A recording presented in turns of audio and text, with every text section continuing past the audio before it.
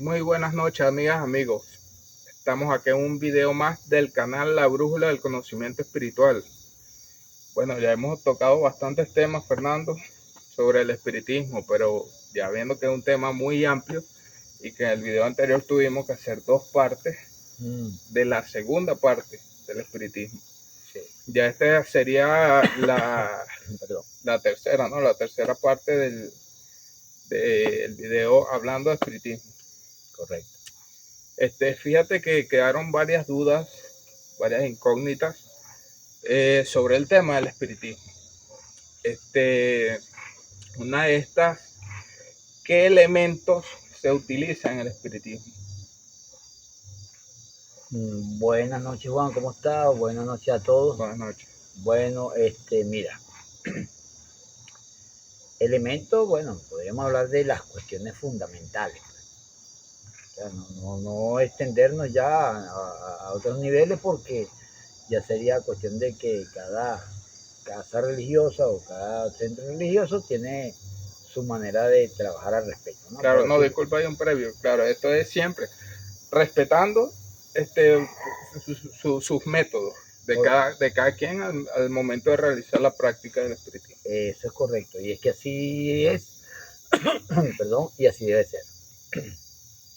Mira, elementos, sí, vamos a hablar de elementos y en mi particular, todo lo que hay, todo, absolutamente todo lo que hay en la naturaleza y sobre la tierra de carácter natural,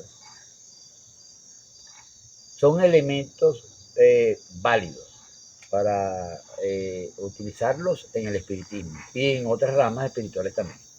Claro. Porque de hecho tienen relación con el ser humano, lo que de la naturaleza tiene mucha estrecha relación con nosotros y obviamente todo es válido si vamos a empezar por allí porque siempre se empieza, bueno, espiritismo sin naturaleza no hay espiritismo.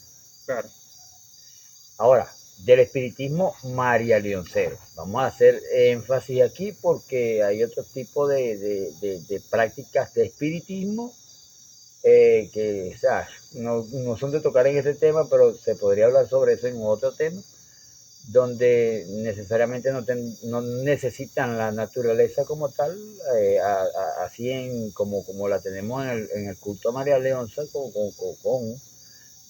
su grandeza, con todo lo que la compone, porque se practica, qué sé yo, en una mesa redonda entre muchas personas, como lo has visto. O sea, hay ciertas cuestiones de Alan Calder para acá, cuestiones que también son prácticas espiritistas, pero que no tienen que ver con elementos de la naturaleza para esa comunicación, por así decir, Claro. con los seres desencarnados de este plano. Bueno, ya después de la naturaleza son, o sea, muchos que se utilizan, generalmente los, o sea, conocidos, pues, por todo el mundo, tabacos, velas, velones, eh, quienes utilizan esencias de distintos tipos de aromas, se utiliza lo que llamamos el corno de ciervo, que viene del amoníaco, pero ya rebajado, eh, infinidad de cuestiones, o sea, de elementos que se utilizan en lo que es dentro de las prácticas religiosas o de culto a María Leonza, al igual que a las prácticas que se realizan para ciertos y determinados trabajos. Son infinidades de elementos, son muchos, si nos podemos nombrar elementos para trabajar, elementos para o sea, limpiezas de incienso, mi restaurante, por ejemplo, para hacer un saumerio en el centro espiritual o bien sea en la misma casa para sacar malas energías, inclusive saumar a personas para dentro de un proceso de limpieza aparte de baños y de otras cuestiones.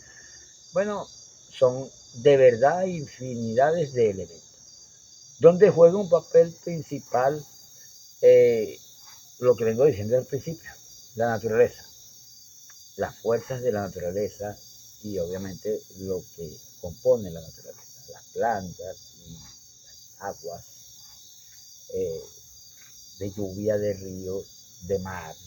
O sea, infinidad, son muchas. Si me pongo a nombrar lo que son los elementos a utilizar en el culto, son muchos y casi todo el mundo los conoce, inclusive hasta los que no practican el culto. Bueno, otro tema muy interesante y que a muchas personas les causa dudas es que si se hacen, se realizan o es necesario eh, sacrificios animales en el espiritismo. No, indudablemente no. Por lo menos en el espiritismo marilancero no. Es decir, existan otras prácticas de carácter de espiritismo eh, como tal y se hagan sacrificios de animales en otras partes del mundo, o sea, ya yo, o sea, no me voy a salir de lo que es ni la normativa ni tampoco lo que desconozco. Vamos a hablar centrarnos en lo que conozco y obviamente lo que practico y a quien le rindo culto. Si alguien ve haciendo sacrificios animales en, en cualquier práctica religiosa de espiritismo, apártese de inmediato de allí porque eso no es viable desde ningún punto de vista y en ningún tiempo. Porque, bueno, la pregunta cabe. Recuerda que el tema pasado estuvimos hablando de cuestiones que se anexaron, como collares de mostacilla y broma. Ok, si vamos, como bien, no necesito repetirlo, ya a mí me conocen, soy iniciado en 3 ramas espirituales distintas y en las otras 2 sí se realizan sacrificios de animales, obviamente, y no por no dejar tampoco, ni todo el tiempo ni de todo tipo de animales. O sea, cada cuestión en su lado y cada vamos a ubicarnos realmente como debemos ubicar. Sacrificios de animales no se hacen en el culto a María Leonza ni en prácticas religiosas a María Leonza. Inclusive, ni siquiera limpiezas con animales que no se llegan a sacrificar, por ejemplo, palomas o algo por así, por el estilo, lo que llamamos nosotros en la ocha, el bo, y tirarla al vuelo, ni siquiera. Porque de paso a la reina no le agrada eso, la reina es dueña de la naturaleza y de la fauna. O sea, para los que sabemos, o sea, lo que significa la naturaleza para nuestra madre reina Marelosa. Ahora, tampoco es viable de que le vayan a hacer algún tipo de sacrificios o evocan animales igualmente a una bóveda espiritual que tenga cualquier espiritista. ¿Tú me entiendes? Claro. O sea, ahí estamos hablando de que una bóveda espiritual es para otras cuestiones, pero no se realizan sacrificios de animales, ni siquiera a la bóveda espiritual, ni evocan animales delante de la bóveda espiritual, así se echen al vuelo. Y ahí nos salimos de los parámetros y obviamente que también molestamos a ciertas entidades que no van a estar de acuerdo y no les va a gustar ese tipo de actividades, o sea, que no van relacionadas con el culto. Bueno, mira, yo considero que es uno de los puntos muy importantes sobre el espiritismo, con lo que te iba a preguntar ahorita, es sobre la bóveda espiritual. Para empezar, ¿qué es una bóveda espiritual? Bueno, buena pregunta. Porque se tocó la bóveda espiritual, buena pregunta. Una bóveda espiritual la tiene que conocer cualquier espiritista porque, o sea, me explico, al que le digan que, o sea, que necesita, o sea, por medio de una consulta, sea cual sea el oráculo que estén utilizando, y arroje que necesita que o sea, se le haga, se le fundamente, se le monte, o sea, se le establezca pues su bóveda espiritual en su casa. Que de hecho, aprovechó la ocasión que vamos a tocar ese tema, me lo tocaste y la bóveda espiritual Primero que todo vamos a responderte qué significa. La bóveda espiritual es aquella donde le rendimos culto a nuestros antepasados. Aparte de los antepasados, también tenemos familiares difuntos que integran dicha bóveda. La hace un espiritista. Y no precisamente un espiritista María Leoncero. O sea, alguien que tenga facultades y conocimientos espirituales para no la hace, o sea, la fundamenta, por decir una palabra, o sea, Claro. que encaje mejor. Y tampoco lleva en su fundamentación sacrificios animales, ni mucho menos, ni cuestiones de esto. Ya el tema de la bóveda sería un tema a tocar en particular, porque se extiende a mucho, porque estamos hablando de ancestros, estamos hablando de que hay familiares allí y estamos hablando también de ancestros. Ancestros, estamos hablando de ancestros que ni siquiera ni remotamente nosotros antes de la bóveda sabíamos que pertenecían a nuestro cuadro guía espiritual y tenían que estar dentro de la bóveda. O sea, o tenían que pertenecer a la bóveda. Y como la bóveda, a medida de que va pasando el tiempo, pueden ir incluyéndose más entidades allí, aunque no necesariamente modificando la bóveda, porque la idea no es modificarla, ni mucho menos. Una bóveda que ya está hecha como tal, porque así fue indicada por las entidades, mediante los registros, o consulta o averiguación, por una misa espiritual, por una sesión espiritual donde necesita, mira, fulano de tal necesita que se le fundamente, claro, no te van a decir por tu nombre, no, pero aquí hay que fabricar una bóveda aquí, por ejemplo. Entonces ya de ahí en adelante uno procede a lo que es la fundamentación de una bóveda. Y que a medida que pasa el tiempo, como te iba diciendo, o sea, van integrando otras entidades espirituales allí que se acercan, o sea, y se les rinde culto igualmente. Y bueno, ¿qué te puedo decir? Es tan amplio que no me quiero extender el tema porque te dije que tocar el tema de la boda es amplio. Bueno, discúlpame, pero dijiste que el tema es amplio, que se estará subiendo otro video con el tema de la bóveda, pero fíjate que yo considero necesario, ya que hemos tocado varios puntos, que nos hablaras un poquito más de la bóveda espiritual. Pues yo quisiera que nos dijera que, o sea, ¿por qué es necesaria? Aunque sea que me des esa explicación. Bueno, es necesaria, o sea, ¿cómo te digo? Todo el que va a trabajar en un campo espiritual, no necesariamente en el espiritismo, puede ser en la ocha, puede ser en el palo, debe.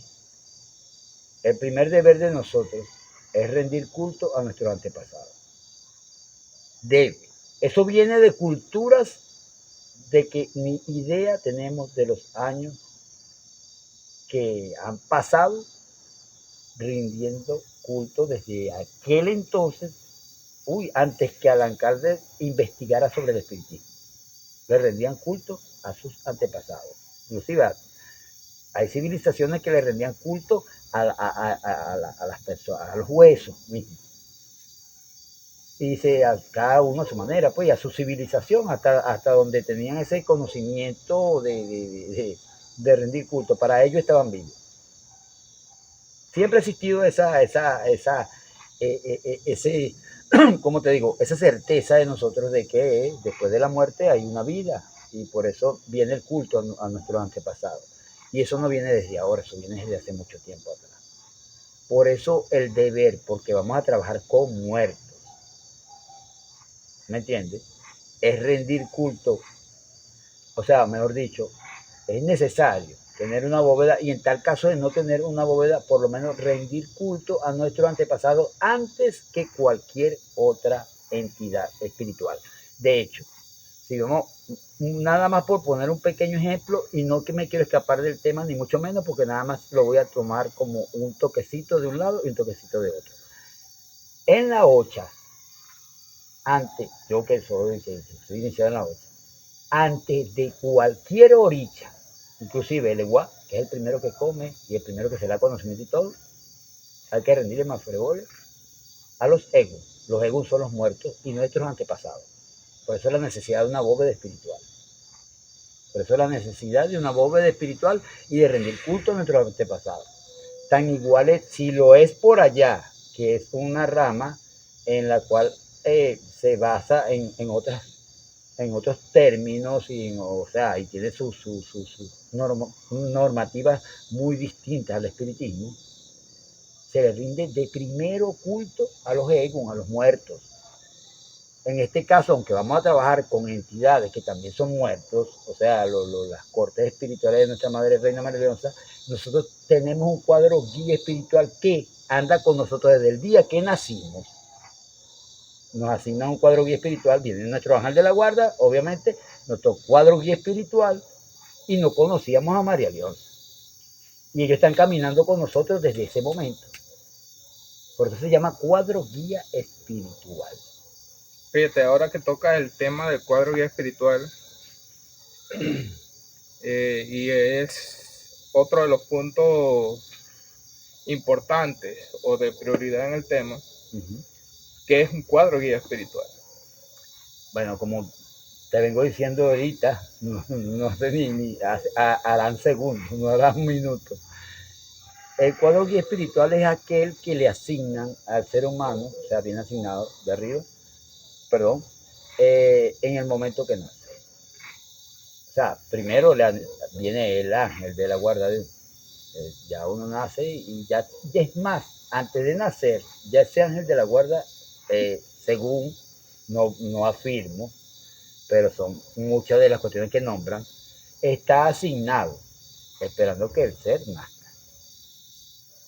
Y ese va a ser su ángel de guarda, ¿no? Ahora, el cuadro guía espiritual es después que el niño nace.